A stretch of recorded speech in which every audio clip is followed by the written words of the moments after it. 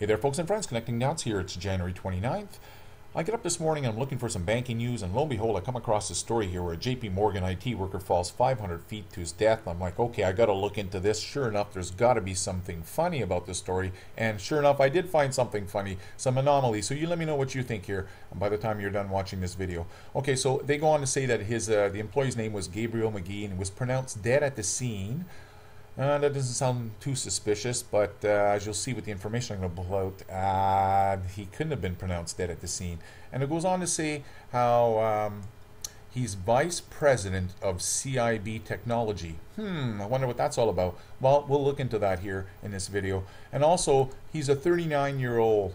So he was working at JP Morgan. He got those banking bonuses, and he's vice president, making good money, and doesn't sound right already, right?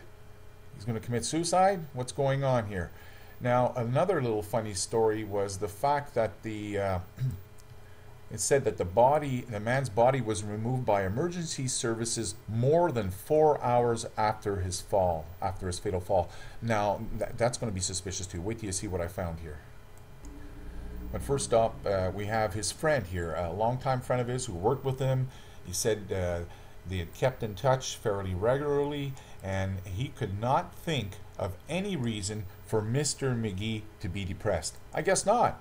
Vice President, JP Morgan, head of IT? I don't know. Seriously, why would this guy jump? And that's not it. Hold on, I got more. And, you know, even the London ambulance services went on to say, we were called around 8 o'clock in the morning. So he just went into work, 8 o'clock. You know, he hasn't been in there for long at this point. And then we sent one ambulance crew, a duty officer, our hazardous area response team, and London Air Ambulance to the scene. Sadly, a man in his 30s was pronounced dead at the scene. Now that's where I get a little suspicious. Number one, well, the only person who can pronounce you dead, I believe, is a coroner and a doctor.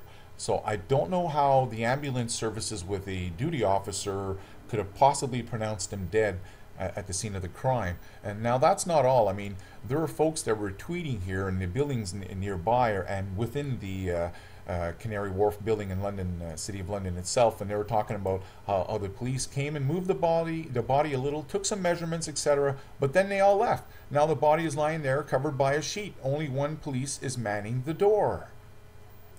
Well, sure enough, I find one story here, and they're saying it's the paramedics that pronounced him dead. Which I find kind of odd, you know, unless it's something that's a regular thing that goes on over in London. I'm not sure, but usually it's a coroner and a doctor. Regardless, there's more oddities on this story. Now, the other little oddity was how on Sunday, William Brookschmidt, a former senior manager at Deutsche Bank, was found hanged at his home in Chelsea, southwest London. So all these guys are committing suicide.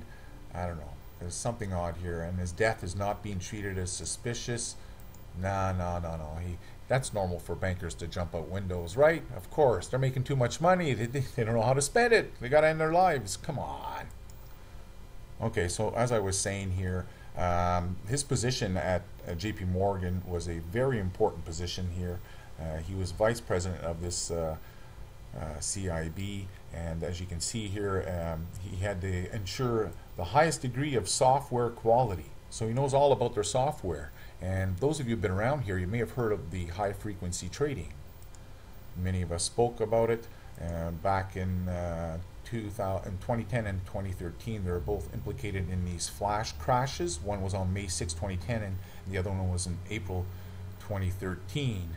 Now there's a lot of this. It's important because it's all relevant, I think, in the news and the banking sector. What's taking place here right now, folks? I believe this guy was murdered. He knew too much. So this story here was from January 14th here, and it says about the comprehensive rules to govern financial markets were agreed informally by negotiators from Parliament and the Council of Ministers on Tuesday. The new rules will apply to investment firms, market operator service providing post-trade transparency information in the EU. Can you see how this is all connected? I hope so. Because this is recent, January 15th here, they go on to say how the changes proposed Wednesday are causing predictable Heartburn in the City of London. Who owns the City of London? Mr. Rothschild. But you don't have to worry, back in the US, the high frequency trading debate is set to continue. Will anything come about? I highly doubt it, but you never know. You never know. This could be the beginning of a change. Let's hope so. If you don't know anything about the high frequency trading, well, I'll leave you a couple of links down below. And you can look it up yourself. And don't just go by Wikipedia, just a broad example here of what it does. But what's important is that something doesn't add up in these suicides, from my perspective anyhow. And I truly believe it has something to do with all these banking regulations, the cuts that are coming out.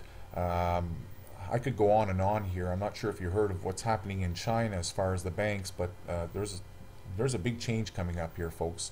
I'll get back on that as soon as I get more information and I come up with something concrete. Take care. Hope you enjoyed the info.